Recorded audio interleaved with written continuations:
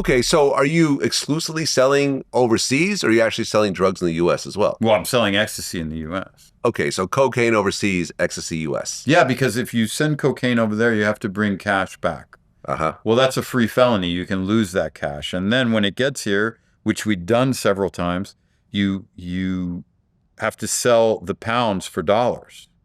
That means ID, trail all over town, and more percentage lost. Whereas if you ultimately what ended up happening is we started trading. A kilo was worth 32,000 pills to me.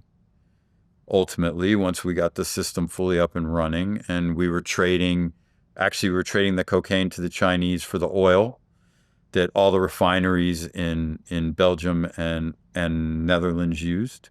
And we took over those refineries because we were the ones that had the gas for their car. So it turned out to be 32,000 pills a kilo for us.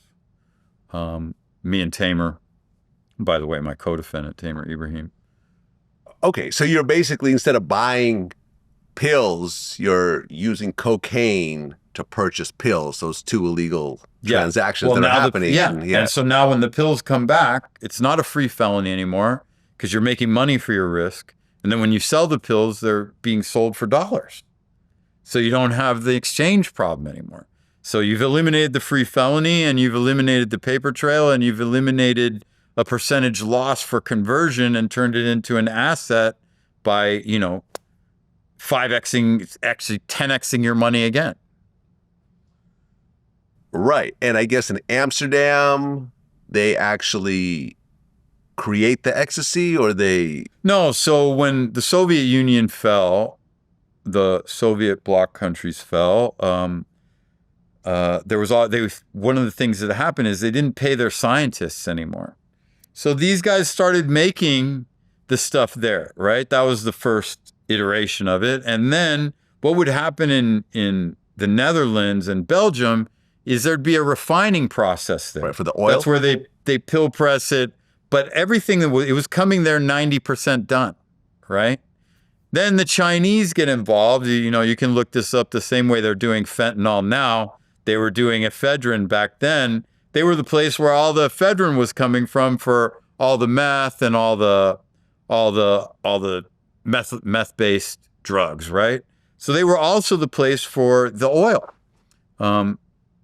People call it sassafras oil, but it was a step beyond sassafras oil.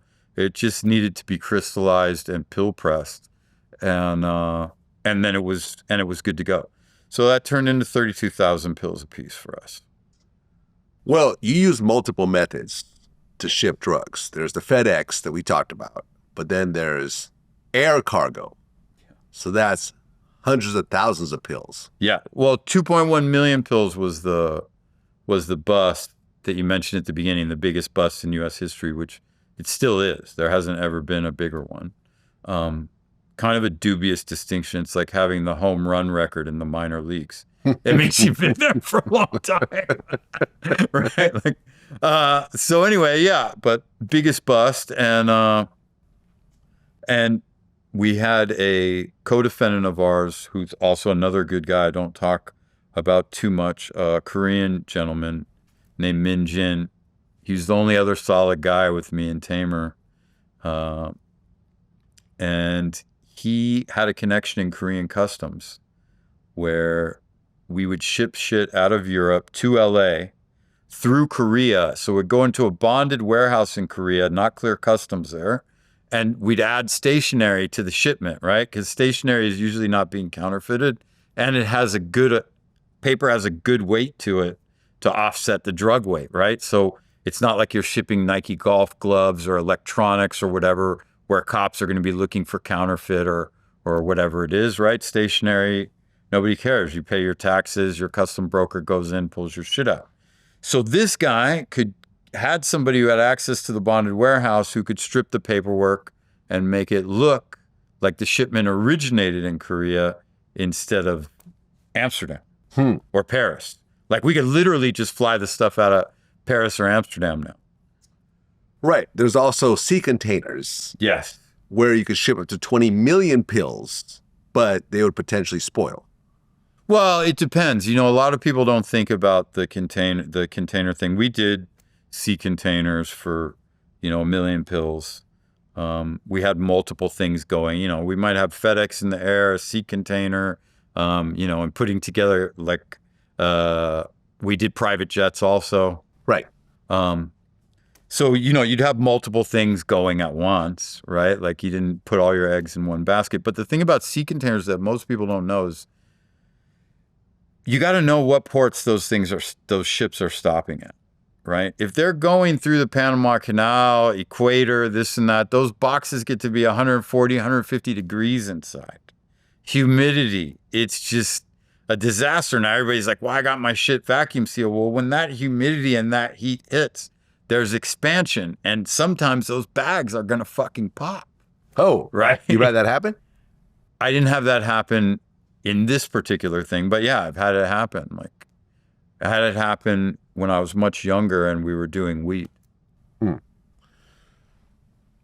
Okay, so now you're shipping millions of pills through all sorts of different ways. FedEx, air cargo, ship containers, private jets. And back then, private jets were different. Yeah, so it's before 9/11. Yeah, it's before 9/11. Private jets were a lot different. You had to.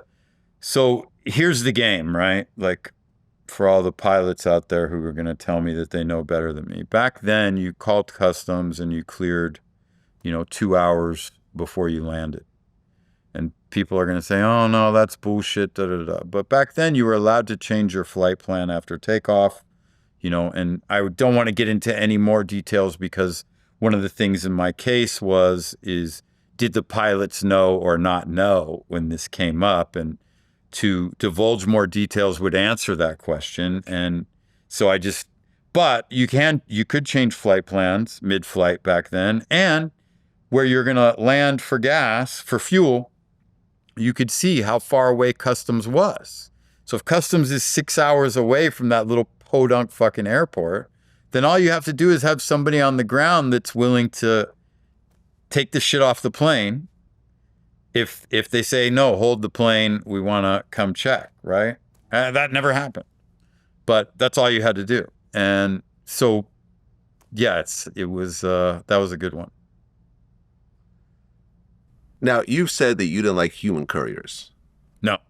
Human couriers have a mouth, they need a lawyer, and they need bail. So if you think about the anxiety that creates, the uncertainty that creates, and then you think about the capital expense to take care of them, well, why not avoid all that uncertainty? And if you lose a box, you don't have to worry about it having a mouth. And the money you were going to spend on lawyers and bail is your re-up. You're already back in the game the very next day without any fucking shit on your head. So why would you ever use humans? It just doesn't make any sense. Now, the thing that was interesting about your organization is you had a nonviolence policy.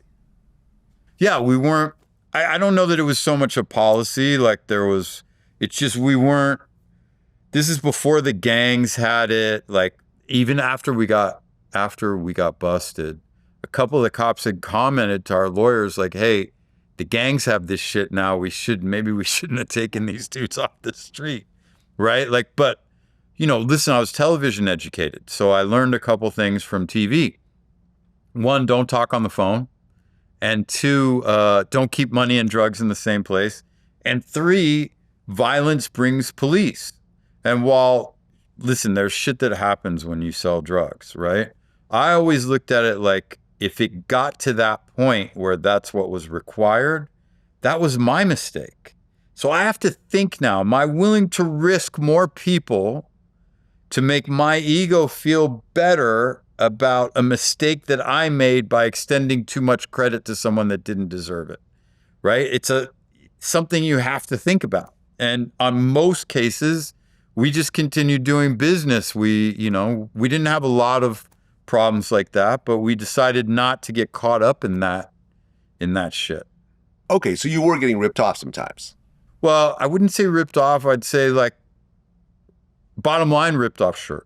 But it would be people who came back short, who wanted to work, things that would create violent situations in other more professional organizations, let's say, or or more mob type organizations. But we weren't that. We never systemized it in that sense. Like we'd do shipments and then we'd go party, and we never like, it was never a system in the sense of like where it became an organization in that sense. What was funny is people always thought that we were capable of extreme violence. So a lot of people kind of stayed in line. And there was a little bit of violence here and there, but it never rose to the level of, having law enforcement involved or. Well, I mean, in that game, the risk is that if you let someone rip you off, then they go around telling everyone, listen, this guy Lewis is soft. You could take him for $1 million or $2 million. He won't do anything. Yeah, so just go ahead and start doing that. That didn't happen. That didn't happen. That wasn't happening. And we're talking about 40s and 60s and stuff like that. We weren't, it wasn't stuff like that. Dude would owe 40, come back with 15 and a story, and whereas somebody else might just beat the shit out of him on the spot, I was, I would tend to, okay, we're going to start small. Here's 1,000 more pills. Bring me the same deal that was given to me when I was in debt. I would hand that deal back. I would say, okay, here's a small amount. Bring me all the money. We'll get you a discount and we'll cut out your living expenses so that you can be all right until you pay off. And that actually, I would say 80% of the time that worked out. Wow. Yeah, Freeway Ricky was kind of the same way. That he basically, if someone ripped him off, he just said, that's cool, on to the next deal. Yeah. Yeah, that was the other thing. I'd meet new connects, right? And I'd be like, here's 150 grand, bring me 10 keys. And people used to say I was crazy. Like me and Tamer, we were in Amsterdam. One of my best connects over there who ended up being, really great was this guy. We used to call him the Yugo. He was Yugoslavian, great guy. And I met him and I bought 88,000 pills from him. And I gave him the cash and he just left. And then he was going to bring the pills back. And Tamer was like, what are you doing? And I was like, bro, if he's going to rip us off, I'd rather know now on a relatively small quantity without a gun in my face. And that's how I was here too. Here's 150 grand. You got kilos? Here's 150 grand. Bring me 10 of them. Because if somebody is stupid enough to rip me off, I want to know that now. Here's a dude who can hand you 150. Imagine, without a care in the world, imagine how much money you can make. If they weren't smart enough to calculate that, then 150 is cheap and that actually, we never got ripped off. I didn't get ripped off like that either.